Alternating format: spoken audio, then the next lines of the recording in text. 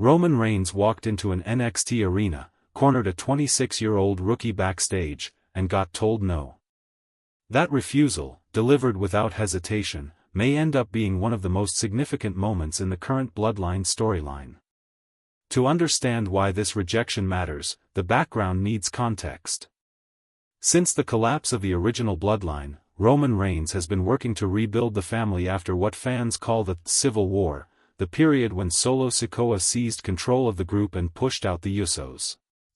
That fracture left the Bloodline splintered, with Reigns on one side and Sikoa's reformed faction, including Jacob Fatu, on the other.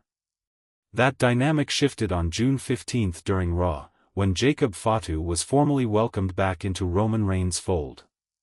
The segment included a ceremonial ula, a traditional Samoan garland, symbolizing his acceptance into the family unit aligned with Reigns. With the Usos and Jacob Fatu now positioned alongside Reigns, one obvious piece was still missing from the reunification puzzle: Zilla Fatu, the son of the late Umaga. Zilla Fatu made his presence known on August 11 during an NXT episode. The moment came during a number 1 contenders match between Grayson Waller and Cruz del Toro. Zilla Fatu interrupted the match with an ambush, executing a sequence that included a pop-up Samoan drop, a Superman punch, and a series of USO splashes. He closed out the assault with his finishing maneuver, a jumping Samoan spike known as the Triple Z.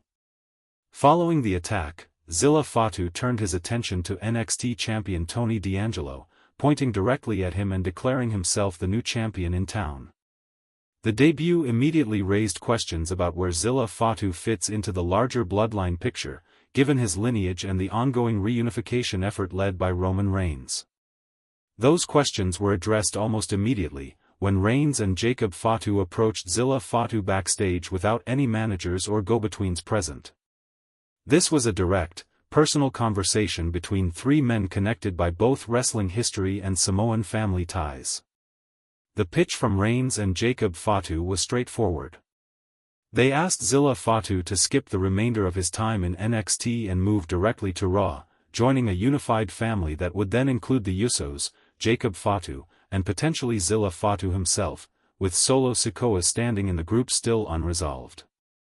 The offer represented a fast track that most NXT talent never receives, an invitation straight to the main roster, backed by the endorsement of Roman Reigns, one of the most prominent figures in the promotion's modern history. Zilla Fatu turned it down. He told Reigns and Jacob Fatu that he was not ready, and that he wanted to earn his position rather than have it handed to him. This response stands out because rejecting Roman Reigns is not a common occurrence in current storylines. Reigns has spent years positioning himself as the head of the table, a title that carries weight both in story and among fans who track the Bloodline narrative closely. For a rookie only weeks into his main roster-adjacent run to decline his offer signals a specific character choice rather than a random plot twist. The refusal can be read as a matter of respect rather than disrespect. Zilla Fatu is not rejecting the family or the legacy attached to his father's name. He is choosing to build his own reputation in NXT before stepping into a spot that comes preloaded with expectations tied to the Bloodline name. This decision carries weight when analyzed against precedent within the promotion. Matt Hardy has commented publicly on the situation, raising the point that a young talent surrounded by established Samoan stars risks getting lost in the shuffle if he arrives too early without having built his own identity. That risk is real for Zilla Fatu specifically, given that Roman Reigns, Jacob Fatu, and the Usos are all established, decorated performers with clear roles and long-running storylines already in motion.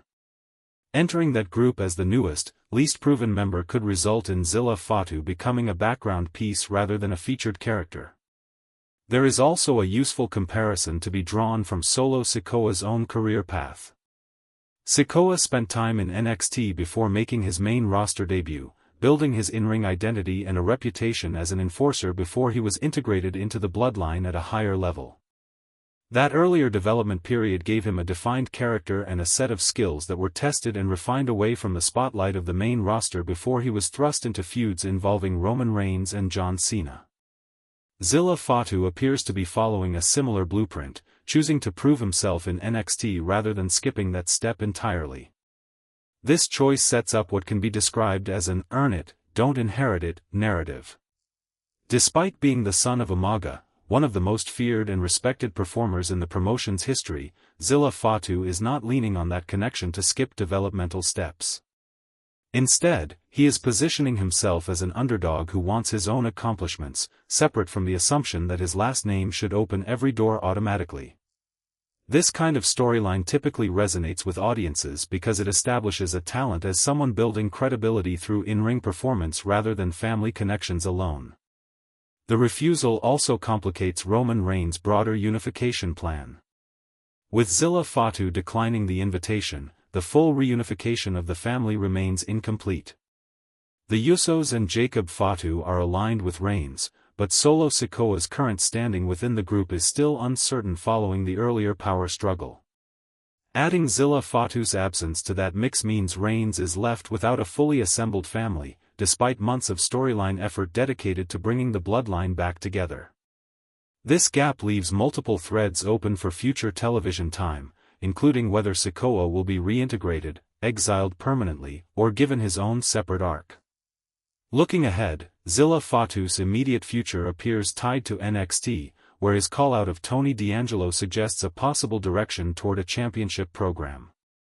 Since D'Angelo currently holds the NXT championship, a program between the two would give Zilla Fatu a clear, measurable goal to chase before any move to the main roster. Building toward a title opportunity in NXT would also reinforce the earn it framing established by his refusal of Roman Reigns' offer, giving him a tangible accomplishment to point to before joining the family on Raw. There is also the possibility of what could be described as a Conqueror's Return storyline. Rather than arriving on the main roster as the newest recruit brought in by Roman Reigns, Zilla Fatu could eventually make the jump to Raw on his own terms, potentially as a champion or a proven standout from NXT. That version of his arrival would carry more weight than simply accepting an invitation, since it would be built on his own in-ring resume rather than family lineage or Reigns' personal endorsement. The larger question facing fans and analysts is whether Zilla Fatu's decision represents the right call for his career, or whether it reads as a snub to Roman Reigns and the Bloodline name he represents. Arguments exist on both sides. Some view his choice as a smart long-term strategy that protects him from being overshadowed by more established stars in the group. Others see it as a missed opportunity to align himself immediately with one of the most powerful factions in the promotion, especially given how quickly storylines and pushes can change direction. What remains clear is that Zilla Fatu has established himself as an independent character within the Bloodline universe from his very first appearance.